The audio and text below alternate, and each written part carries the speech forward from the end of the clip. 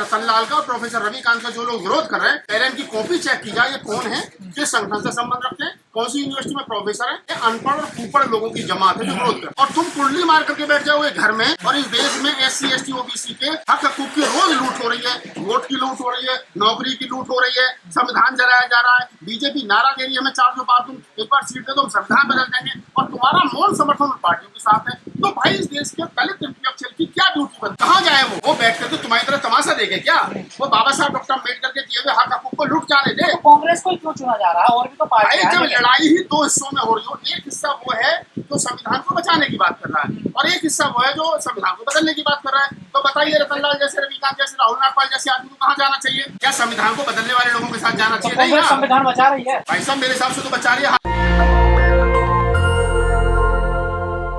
प्रमाण पत्र दिया है, ये अनपढ़ और कुपढ़ लोगों की जमात है। अनपढ़ तो वो है जिन्होंने पढ़ाई नहीं है, और कुपढ़ वो लोग हैं जिन्होंने उल्टा सीधा पढ़ रखा और सुन रखा है। और कुपढ़ लोगों की जमात है जो पिछले 5-7 साल में 10 साल में तैयार हुई है। ये इनमें जो भी लोग हैं, जिन भी संगठनों से वो आते हैं, ये वही लोग हैं। इन विचारों को एक लाइन में हुक्मरान बनने का एक फॉर्मूला जो वो दे दिया गया है, ना इनको रोड पर लड़ना है, ना उनको कोई संगठनात्मक काम करना है, ना उनको लोग जोड़ने हैं, ना उनको कोई इनके पास में कोई विजन है, ना इनको पढ़े लिखे लोगों की जरूरत है, ना इनके पास में कोई इंटेलेक्चुअल टीम है।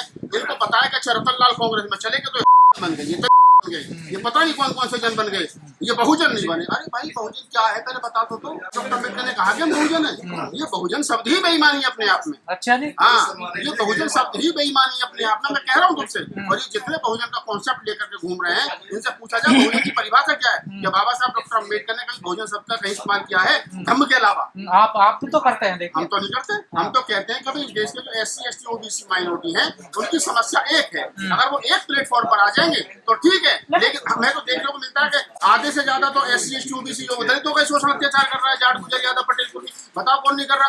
तो ये बहुजन शब्द ही अपने आप में बेईमानी है। और दूसरा जो मैं बता रहा हूँ, जो आपका सवाल है, क्या रतनलाल का और प्रोफेसर रविकांत का जो लोग विरोध कर रहे हैं, पहले इनकी कॉपी चेक की जाए, ये कौन है, किस संगठन से संबंध रखते हैं, कौन सी यूनिवर्सिटी में प्रोफेसर है, कितनी किताबें पढ़ी है, कितनी किताबें लिखी है, कितने पढ़े थे, अनपढ़ और कुपढ़ लोगों की जमात है जो विरोध कर रहे हैं। लेकिन दलित बुद्धिजीवी एक्टिविस्ट कांग्रेस की तरफ क्यों जा रहे हैं?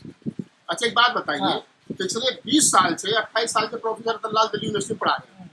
15 साल से मेरी उनकी दोस्ती है, तो हम लोग जानते भी हैं। रविकांत जी पिछले 10 साल से अपना बोल भी रहे हैं, प्रोफेसर रतनलाल बोल रहे हैं, लक्ष्मण यादव बोल रहे हैं, वो तमाम लोग जो बहुजन एकाकी की बात कर रहे हैं, जो 85% समाज की बात कर रहे हैं, जो कह रहे हैं हम सब एक हैं, और तुम कुंडली मार करके बैठ जाओगे घर में, और इस देश में SC ST OBC के हक हकूक की रोज लूट हो रही है, वोट की लूट हो रही है, नौकरी की लूट हो रही है, संविधान जलाया जा रहा है, बीजेपी नारा दे रही है हमें 400 पार तुम एक बार सीट दे दो, हम संविधान बदल देंगे, और तुम्हारा मौन समर्थन पार्टियों के साथ है। तो भाई इस देश के दलित इंटेलेक्चुअल की क्या ड्यूटी बनती है?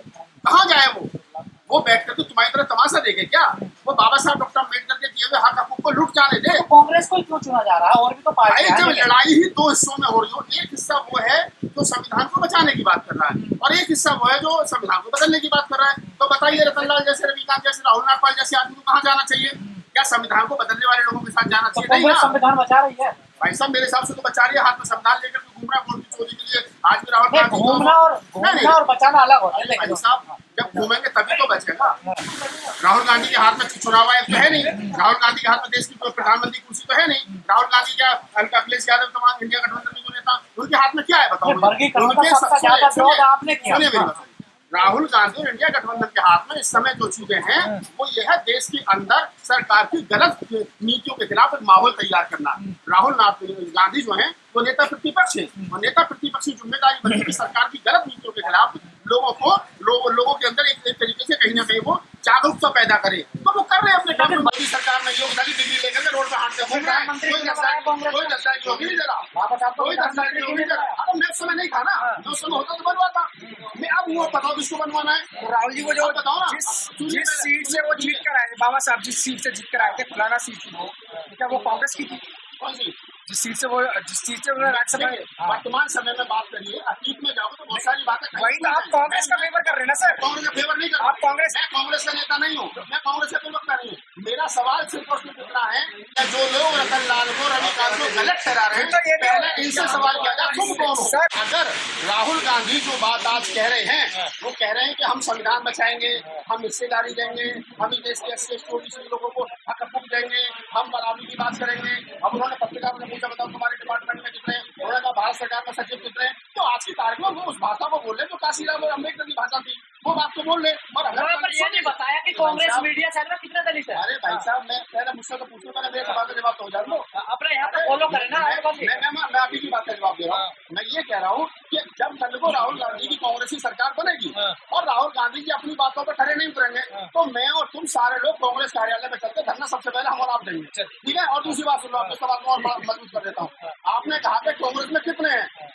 बहुजन समाज पार्टी हमेशा से बात कर रही है कि निजी क्षेत्र में आरक्षण होना चाहिए।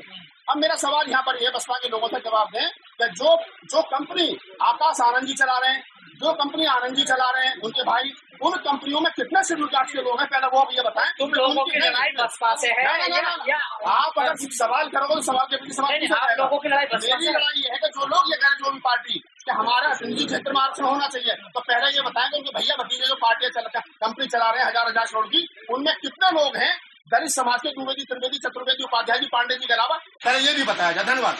नेशनल दस्तक की आपसे गुजारिश है कि अगर इसको बचाना चाहते हैं तो नेशनल दस्तक को सब्सक्राइब करने के लिए रेड कलर के सब्सक्राइब बटन को दबाएं, फिर बेल आइकन की घंटी दबाएं।